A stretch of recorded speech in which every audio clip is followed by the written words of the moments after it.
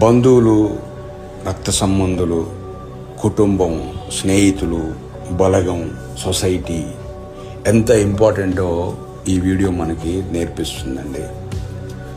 First time ఎగురుతూ ఉంది పక్షి, తన తల్లి దాన్ని ఫాలో అవుతూ ఉంది. దానికి తెలియదు దానికి ఎంతమంది శత్రువులు ఉన్నారు. శత్రువు వచ్చింది, దాన్ని అటాక్ చేసింది. అటాక్ చేయగానే దాని తల్లి ఊరుకోలేదు, దాన్ని ఫాలో అయింది. ఇది చూసిన దానికి సంబంధించిన బలగం అంతా లేచింది. చూడండి, అందరూ ఫ్రెండ్స్, బంధువులు అందరు లేచి దాన్ని అటాక్ చేస్తూ ఉన్నాయి. దానికి వేరే ఆప్షన్ లేక దాన్ని వదిలేసి వెళ్ళిపోయింది. చూడండి, ఒంటరిగా ఉంటే ఎంత ప్రాబ్లం అయ్యేదో. అందుకే బంధువులు, స్నేహితులు, రక్త సంబంధులు, బలగం అనేది చాలా ఇంపార్టెంట్.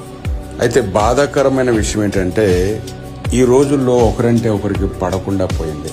నేను గొప్ప అంటే నేను గొప్ప అనుకొని విడిపోయే స్థితికి వచ్చేసింది.